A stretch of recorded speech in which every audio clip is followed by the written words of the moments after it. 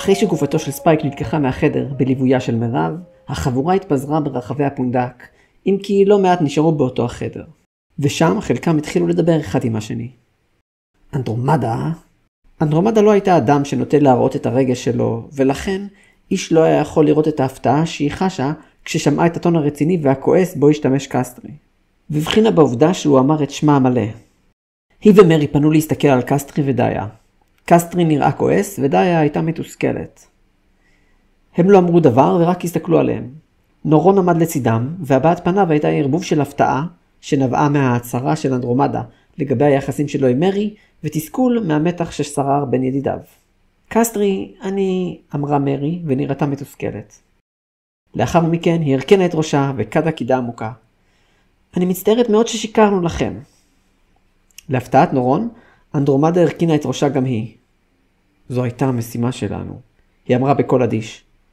לא שמחנו על כך, אבל זה לא תירוץ. מה בדיוק הייתן צריכות לעשות? שאלה דאיה. היינו צריכים לבדוק אם אתם מתאימים לקריטריונים מסוימים, אמרה מרי, והבנות הזדקפו. אם כן, היינו צריכות להוביל אתכם לכאן. אחרת, להיפטר מכם. אז הובלתם אותנו למערת הברקת, אמר קסטרי, עדיין כועס. כן, אמרה מרי, במטרה שתמותו מהסכנות שאורבות שם. ואתן חושבות שסליחה זה מספיק? צעק קסטרי והניף את ידו. קסטרי, תרגע, אמרה דאיה. נורון נדהם. הוא מעולם לא ראה את קסטרי כועס ככה. אנחנו שמחנו עליכן, צעק קסטרי, ואתן דקרתן לנו סכין בגב. קסטרי, אתה מגזים, אמרה דאיה. לא, הוא צודק, אמרה אנדרומדה, ושוב הרכינה את ראשה. שוב, אני מצטערת מעומק ליבי. אם תרצו, אני מוכנה להצטרף אליכם בניסיון לעצור את סקוטימר. אני נשבעת, לא אשקר לכם יותר. רק אם אתם באמת מתכננים להצטרף אל קיובריין, אמרה מרי בהתנסלות, והרכינה את ראשה, שוב גם היא. גם אני לא רוצה לשקר לכם. קסטרי עדיין נראה כועס. די, אמרה דאיה. הן ניסו להסיט אותנו ממערת הברקת, אתה זוכר? והן מוכנות לעזור לנו בכל דרך. קסטרי, אתה יודע שהן בסדר, אמר נורון. חשבתי שאתה מחבב אותן. זאת בדיוק הסיבה שאני כועס, אמר קסטרי, אם כי נראה היה שהוא מתחיל להירגע. לא אכפת לי שמישהו שאני שונא מנסה לפגוע בי, אבל אני באמת אהבתי את אן ואת מרי, אז זה ממש מתסכל אותי אמרתי לך 1000 פעמים, זה אנדרומדה. קסטרי השתתק והסתכל על אנדרומדה, שעמדה שוב זקוף, ולא היה כל זכר להתנצלות שלה מלפני רגע. אבל חשבתי, התחיל, אך שוב היא קטעה אותו. אני מצטערת על מה שעשיתי, אבל זה נושא אחר לגמרי, אמרה. חוץ מזה, אם כשאתה אומר שאהבת אותנו, התכוונת ממש לאהבה, אז אני מצטערת, אבל אין לך שום סיכוי. באמת, את לא מתכוונת לזה, אמר קסטרי במחאה. נכון, אני בכלל לא מצטערת על זה, אמרה. אין לך סיכוי וזהו זה. בואי מרדית. היא הסתובבה והתחילה ללכת לכיוון היציאה מהחדר. אני רוצה להישאר פה רגע, חכי לי בחדר, אמרה מרי. אתה בסדר קסטרי? שאלה דאיה. כן, אמר קסטרי ואז חייך. זה דווקא נחמד לראות שבסופו של דבר, אן היא עדיין אן. אוי, אתה כזה טיפש, אמרה דאיה, ואז תפסה בידו ומשכה אותו משם. היי, מה קרה? שאל. אני חושבת שאנחנו צריכים לתת להם מקום, אמרה דאיה, והגניבה מבט לעבר נורון ומרי. כעת, כשהם נשארו שם לבדם, שני הנערים הסתכלו זה על זו, מסמיקים. הם עמדו בשקט לזמן מה. נראה שהם לא ממש ידעו מה להגיד. לגבי מה שאן אמרה, הם דיברו במקביל, ומיד השתתקו. הם נשארו לעמוד שם לעוד כמה רגעים וחיכו. נורון לא ממש ידע אם הוא מחכה שהיא תדבר, הוא מחכה שהוא ידע מה להגיד. לבסוף, מרי נשמה נשימה עמוקה והתחילה לדבר. אז, טוב, אמרה, אני לא אמרתי לה שאני מאוהבת בך, אז אני לא יודעת למה היא חשבה את זה.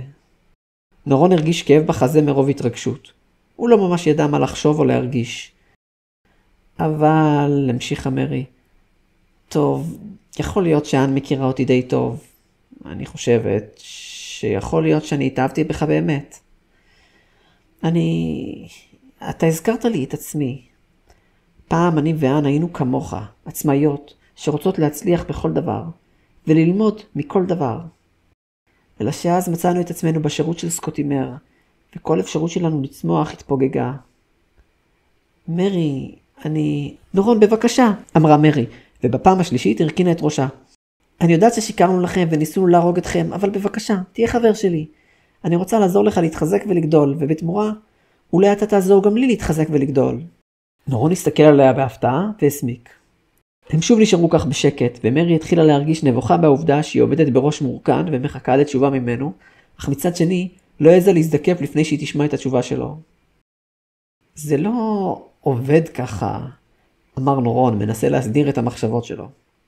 מרי הרימה את ראשה והסתכלה על נורון בהפתעה. היה נראה שהיא עומדת לבכות.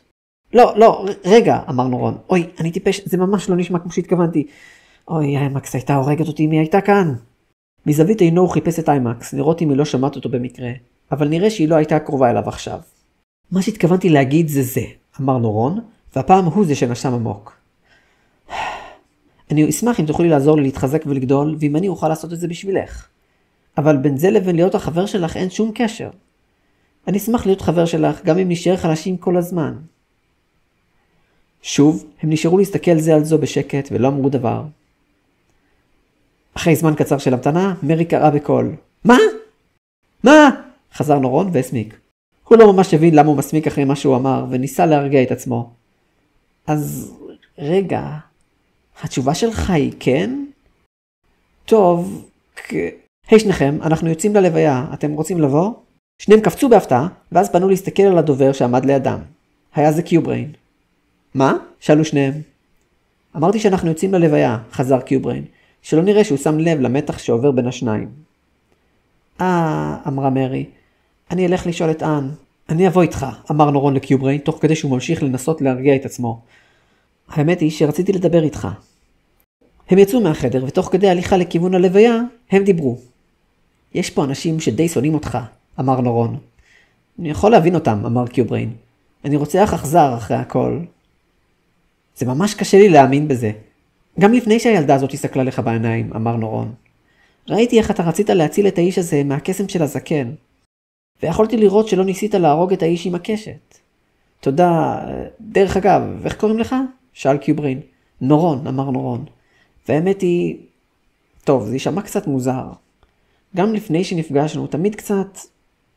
רציתי לפגוש את קיובריין. אתה רציני? שאל קיובריין בהפתעה ונעצר. טוב, אמר נורון וגירד מאחורי ראשו במבוכה. זה לא כאילו רציתי שהוא יהרוג אותי או משהו. פשוט חשבתי לעצמי, אם הוא רוצח כל כך מפורסם, אז הוא בטח לוחם ממש מיומן. ואני תמיד רוצה ללמוד מהאנשים שמיומנים ממני. אז חשבתי שזה יהיה מגניב ללמוד ממנו. אני יודע, זה ממש טיפשי. נכון, אמר קיובריין בחיוך, והם המשיכו ללכת. אני חושב שאף אחד לא צריך לרצות לפגוש אותי. כנראה שאתה לא יודע מה זה להיות בנוכחות של רוצח. טוב, זה לא נכון, אמר נורון ומבטו נפל מעט. קיובריין הסתכל עליו במעט הפתעה וחיכה שהוא ימשיך. אל תספר לאיימקס את זה, בסדר? אמר נורון. אני לא רוצה שהיא תדע שאני יודע. איימקס היא אחותך, כן? אמר קיובריין. היא לוחמת לא רעה. לא, היא סתם עושה רוח, אמר נורון. אני יודע שאני חלש, לכן אני רוצה ללמוד. אבל היא לא הרבה יותר חזקה ממני. היא סתם מתלהבת. היא מאוד השתנתה מאז.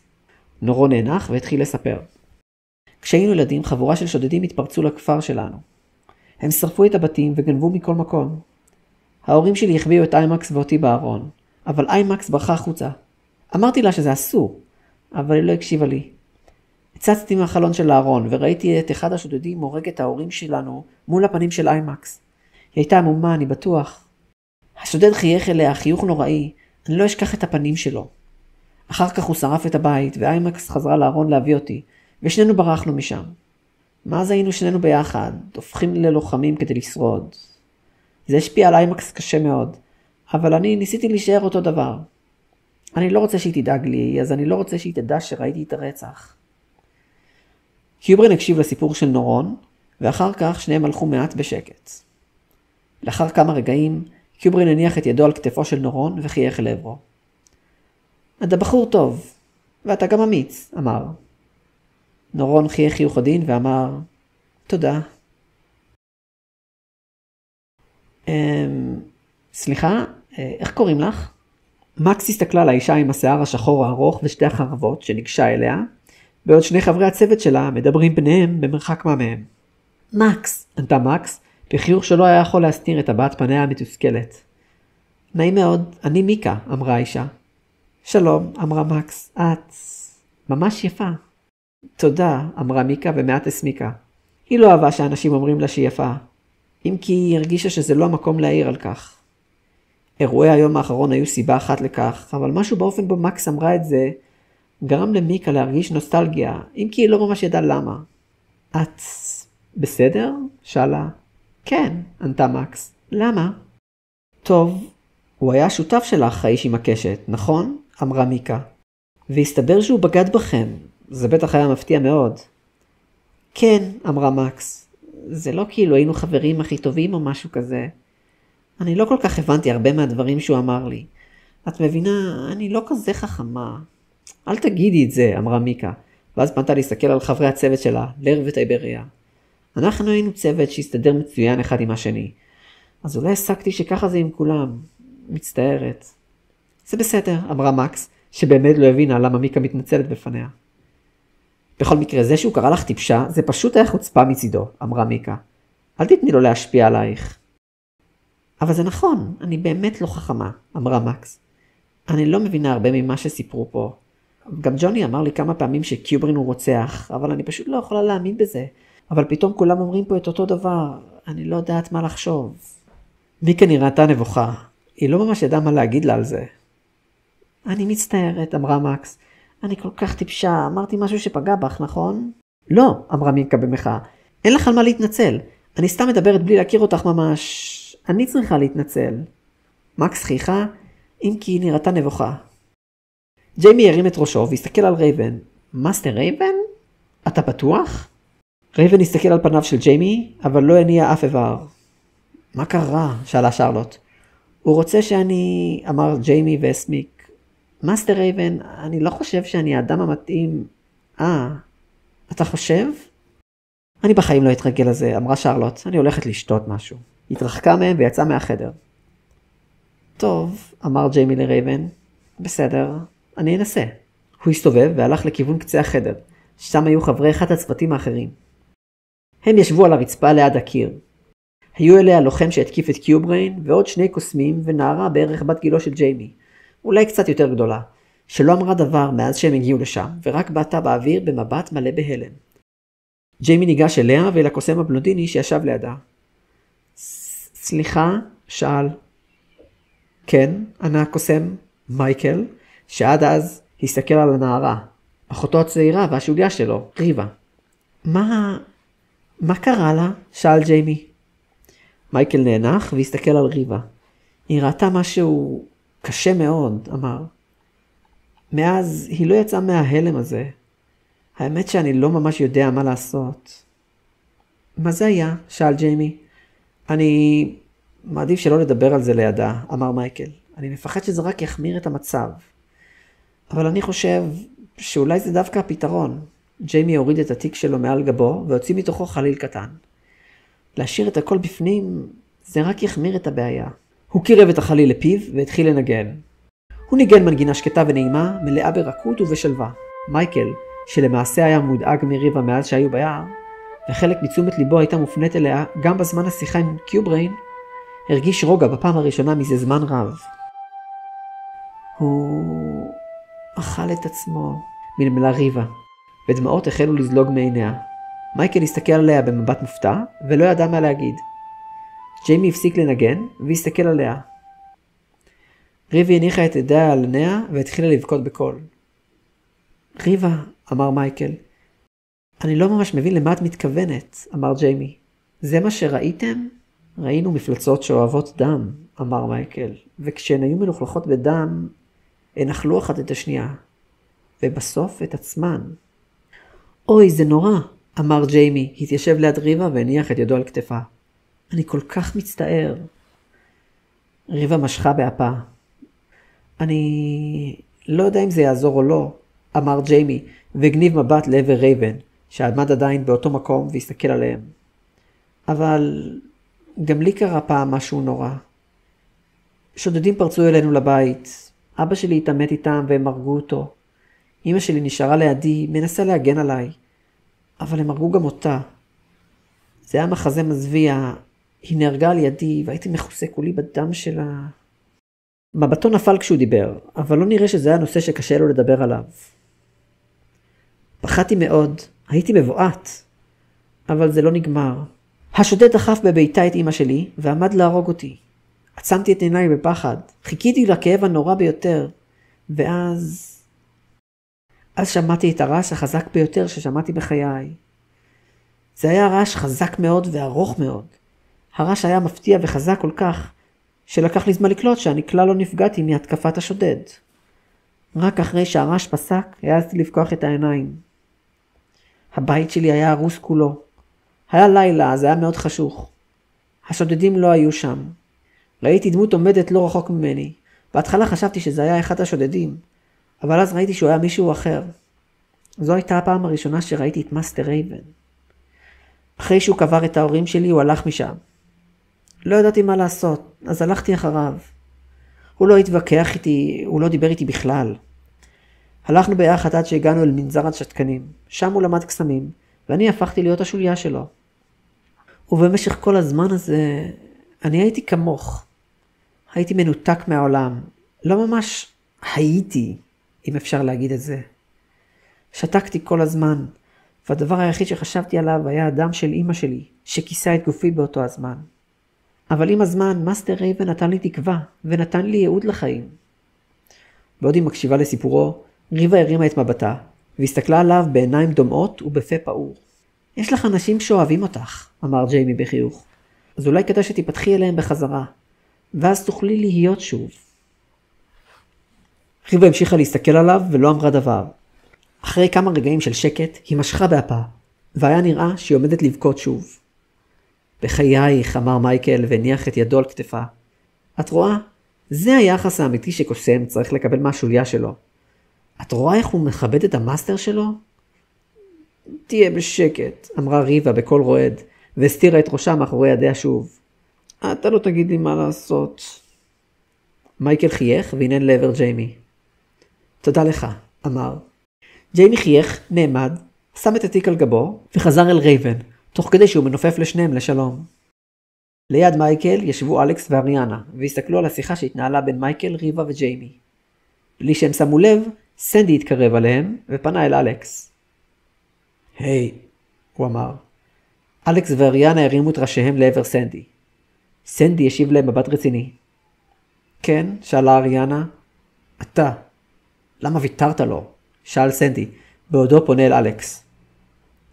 היה ברור לאלכס ולאריאנה על מה הוא מדבר, והם לא היו זקוקים להסבר. אלכס השאיר את מבטו לעבר סנדי. לא ויתרתי לאף אחד, אמר. פשוט, משהו לא מסתדר לי.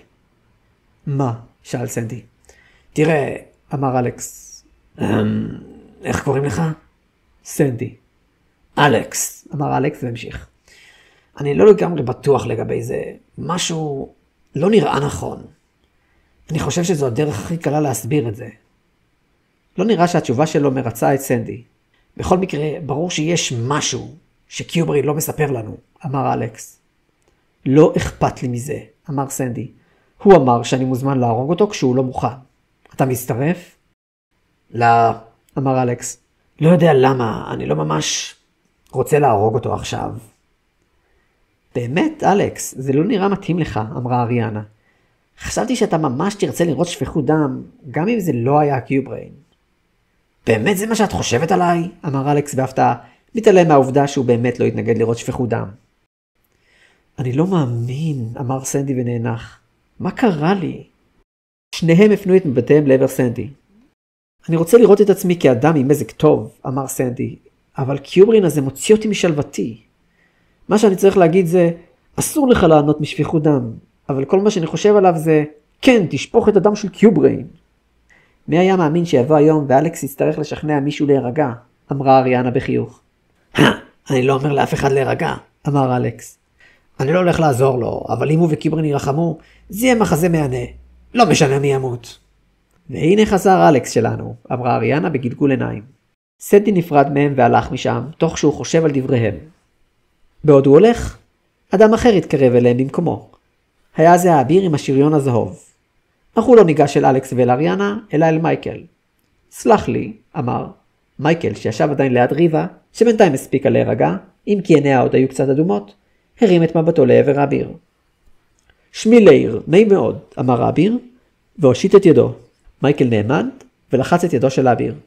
אני מייקל, מה אתה צריך? אני מבין שאתה קוסם, אמר לאיר. רציתי לשאול את הקוסם השני, אבל מסתבר שהוא איננו מדבר. כן, ממה שהבנתי מהשוליה שלו, הוא היה חבר במנזר שתקנים. אז איך אני יכול לעזור לך? במהלך ההסבר של קיובריין הועלו כמה מושגים ומונחים שאינני מבין. האם תוכל להסביר לי אותם? שאל לאיר. בטח, מה השאלה? טוב, הזכרתם סמלים ליסודות ויסודות קסמים, אמר לאיר. אני אינני בקיא בעולם הקסם, אז לא ממש הצלחתי לעקוב אחרי החלק הזה בשיחה. אין בעיה, אמר מייקל והתחיל לחפש בכיסיו. נדמה לי שיש לי... הנה. הוא הוציא מתוך כיסו חתיכת קלף מקופלת והושיט אותה אל לאיר. לאיר פתח את הקלף והתבונן בו. היה על הקלף ציור של מה שהזכיר לו מנורה בעלת 6 קנים ובעלת רגל ארוכה במרכזה. מעל המנורה היה כתוב האקדמיה לקוסמים. זה הסמל של האקדמיה בה למדתי, אמר מייקל. תסתכל על הציור הזה. אתה רואה את הסמלים האלה? לאיר ראה שמעל לכל אחד מ6 הקנים היה ציור של סמל קטן, כל סמל בצבע אחר. בנוסף, גם מתחת לרגל הארוכה היה ציור של סמל נוסף. מעל הקנה הימני ביותר היה ציור שנראה מעט כמו גל מים בצבע תכלת. לידו, בקנה מעט נמוך יותר, מה שנראה כמו מעין לולאה בצבע צחול בהיר ביותר, כמעט לבן. לידו, מעל קנה נמוך יותר, סמל שהיה דומה לצלב בצבע לבן. הסמל שמעל הקנה הבא, שהיה באותו הגובה, אך בחצי השני של המנורה, היה דומה מאוד לקודם, אך צבעו היה שחור, ונראה שהיה עליו תוספת בצבע חום, שהיה ללאיר קצת קשה להבין את המשמעות שלה. מעל הקנה הבא, שהיה מעט גבוה מהקודם, היה ציור של כמה קווים מעוגלים בצבע חום, ומעל הקנה האחרון, ששוב היה גבוה, ציור שהזכיר מעט להבה אדומה, ומתחת לרגל המנורה היה סמל, שנראה כמו לב צהבהב עם קרניים בוהקות, שבמרכזו סמל זהה לסמל הלבן, אם כי הוא לא היה צבוע כלל. אלה הם 7 היסודות, מהם קסמים בנויים, הסביר מייקל. כל קסם שתוכל לחשוב עליו נופל מתחת לאחד היסודות האלה. אלו הם, מימין לשמאל, מים, אוויר, חיים, מוות, אדמה, אש, ולבסוף נשמה, למטה. ישנם קסמים שיכולים ליפול תחת חלק מהיסודות האלה, לדוגמה קסמים שמהווים שילוב של כמה יסודות, או קסמים שונים שמבוססים על יסודות שונים, אבל בעלי תוצאה זהה. לדוגמה, שאל לאיר בסקרנות. טוב, אמר מייקל וחשב. האישה הזו אמרה שהקוסם הזקן ההוא יכול לעשות מניפולציה על חפצים ועל נשמות של אנשים. כנראה שהוא סוג של קוסם נשמה, אבל יכול להיות שהוא קוסמי אדמה שגם מומחים במניפולציה של חפצים. חפצים דוממים מכילים בתוכם חלק ממהות של אדמה, או אולי קסם שעושה מניפולציה על האוויר שליד החפצים, ובכך מניע אותם. אני חושב שאני מבין, אמר לאיר. בכל מקרה, אני מניח שיש קסמים שייחודיים ליסוד אחד. כדור אש, כמובן, תמיד יהיה קסם אש. גם קסמי רפואה בדרך כלל נופלים תחת יסוד החיים, ואני לא חושב שקיימים קסמי רפואה שנופלים תחת יסוד המוות. אולי קסמי נקרומנסיה. ולמה הכוונה בקוסם נשמה? האם לכל קוסם יש יסוד אחד שהוא יכול לשלוט רק בו? לא, הסביר מייקל. זאת אומרת, כן, בערך. תראה, אני ואריאנה קוסמי אש. זאת אומרת שאש הוא היסוד שהכי קל לנו לשלוט בו. בנוסף, קל לנו יחסית לעשות קסמים מיסודות שליליים, אבל קצת קשה לעשות קסמים מיסודות חיוביים, ואנחנו כלל לא מסוגלים לעשות קסמים שנופלים תחת יסוד המים. חיוביים? שליליים? מה זה אומר? שאל לאיר בבלבול. סליחה, אמר מייקל בהתנצלות. תסתכל על הציור. אתה רואה שאת המנורה הזאת אפשר לחלק לשני חצאים, החצי הימני והחצי השמאלי. קצת קשה להסביר את הרעיון שעומד מאחורי החלוקה הזו על רגל אחת, אבל באקדמיה נוטים להתייחס אל היסודות הימניים כחיוביים ולשמאליים כשליליים. זה לא אומר שהם קסמים טובים או קסמים רעים, אלא שיש ביסודות מים, אוויר וחיים משהו שהוא ביחס ליסודות אש, אדמה ומוות חיובי. תסתכל על זה ככה. חיים הם חיוביים ביחס למוות. אני חושב שזה הכי קל להסביר. אוויר הוא מעל האדמה וגם יש בו תנועתיות, בעוד האדמה היא מוצקה, יציבה ודוממה. יש באוויר מעין חיות, בעוד באדמה יש מוות. זה לא לגמרי מדויק, אבל בפשטות זה הרעיון. נדמה לי שאני מבין, אמר לאיר. המים מהווים מקור לחיים ולצמיחה, בעוד האש מהווה מקור להרס ולמוות. כן ולא, אמר מייקל. אחרי הכל, אתה גם יכול לטבוע למוות, ואש חמה יכולה להציל את חייך במקום קר. כן, אמר לאיר, אתה צודק. אז זו הסיבה שהם נקראים חיובים ושלילים, אבל לא יסודות חיים ויסודות מתים. כן, אני חושב שאתה קולט את זה, אמר מייקל בחיוך. ואמרת שכקוסם אש, אינך יכול לבצע קסמי מים, אמר לר.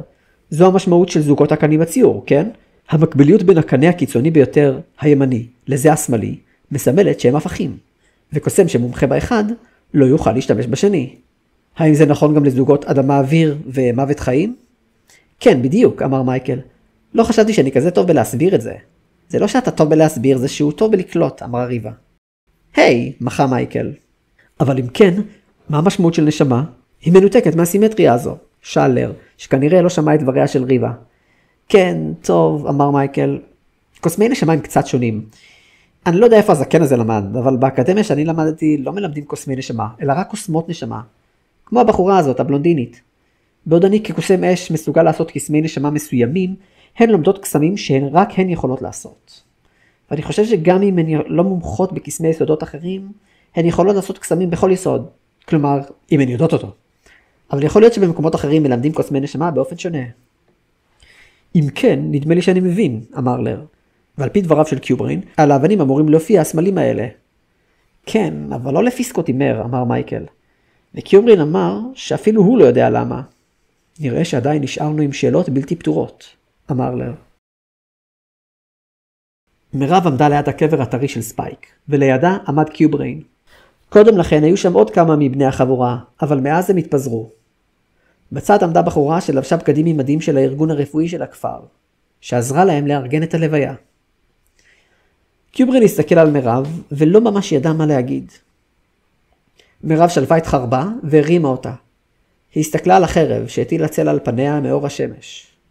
אני לא ממש יודעת מה אני מרגישה, אמרה. לא היה ברור אם היא מדברת לעצמה, לספייק או אל קיובריין. אני כועסת על אלדר, אבל אני לא ממש יודעת למה. זה לא כאילו אני וספייק היינו חברים טובים.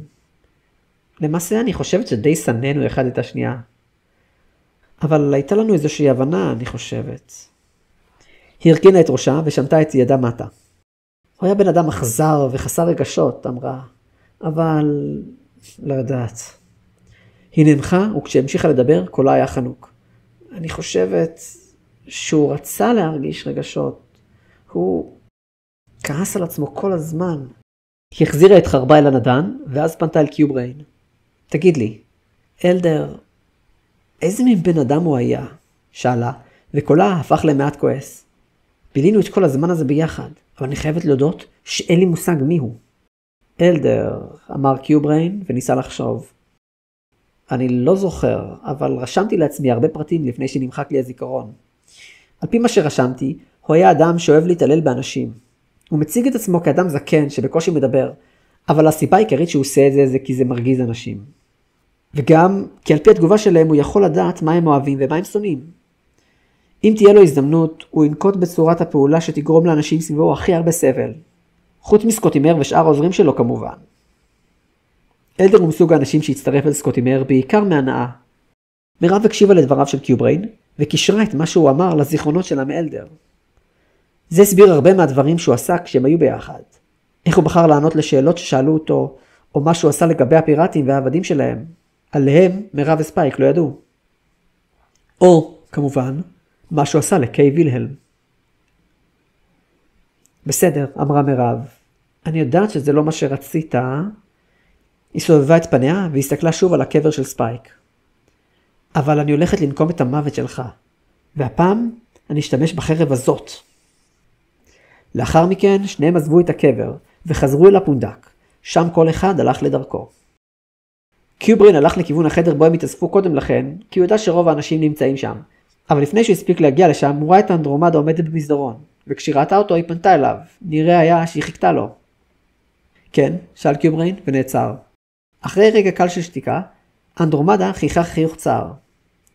זאת החלטת שאתה המנהיג שלנו, אמרה. מה? שאל קיובריין בבלבול. זה ברור שכל מי שיחליט להצטרף ילך בעקבותיך, אמרה. אז אתה בעצם המנהיג שלנו. קיובריין נאנח. זה קורה לי הרבה פעמים. איכשהו אני תמיד הופך למנהיג הלא רשמי של כל קבוצה שאני נמצא בה, אמר.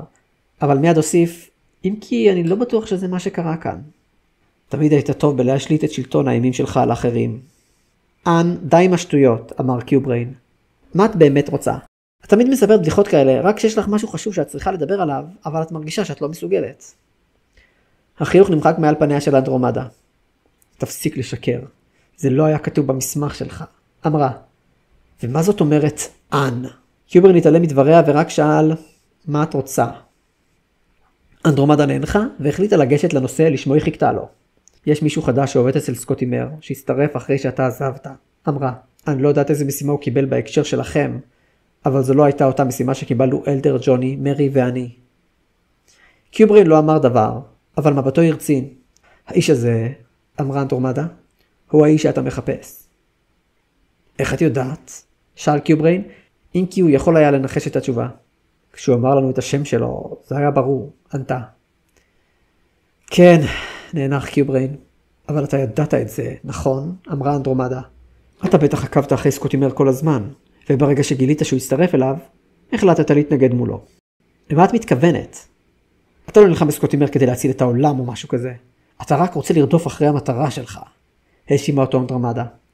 את צודקת, אני ידעתי שהוא יצטרף אל סקוטי מר, ולכן החלטתי להיכנס לעסק, אמר קיובריין. אבל זה לא כאילו אני לא רוצה לעצור את סקוטי מר מהתוכניות שלו. כשהוא מאמין שהשיחה נגמרה, הוא התחיל ללכת משם. חכה, אמרה אנדרומדה, והוא נעצר. כן, שאל, אתה באמת לא זוכר כלום? אמרה. קשה לי להאמין. שוב קיובריין נאנח. כל המידע שיש לי עליכם כתוב במסמכים שלי, אמר. לכן אני יודע עליכם הכל. אני קראתי את המסמך שלך עליי, אמרה אנדרומדה. לראשונה בשיחה, קיובריין היה מופתע באמת, ופנה להסתכל עליה. את... מה? מתי? לא היה כתוב שם על הבדיחות הציניות שלי, אמרה אנדרומדה, ולא ענתה לשאלתו. לא היה כתוב שם שאני מרשה לך לקרוא לי אן. למעשה, לא היה כתוב שם כמעט כלום. קיובריין נראה נבוך. אז אתה זוכר או לא? אמרה אנדרומדה. זה משנה? שאל קיובריין. כן, אמרה אנדרומדה. זה משנה שאתה משקר. קיובריין גיחך, אך מיד נעצר. מה? רציתי להגיד שזה לא הוגן מצידך להאשים אותי בשקר, אבל אני לא חושב שזה היה הוגן מצידי. אמר וגירד בעורפו בבושה. טוב, תראי, זה לא שאני זוכר. את כל המידע שיש לי על חברי הארגון של סקוטי מר, אני יודע רק בגלל מה שרשמתי לפני שמחקו לי את הזיכרון. זה פשוט, מה שהיה כתוב לגבייך, טוב, אפשר להגיד שזה היה מספיק. דבריו של קיובריין גרמו לאנדרומדה, באחת הפעמים היחידות בחייה, להסמיק. אני לא זוכר שום דבר שעשינו או שדיברנו עליו או שחווינו ביחד מהתקופה שעבדתי אצל סקוטי מר. אני פשוט מרגיש את הקשר שלנו. כאילו אני מכיר אותך כל החיים שלי. כאילו את חלק הוא השתתק.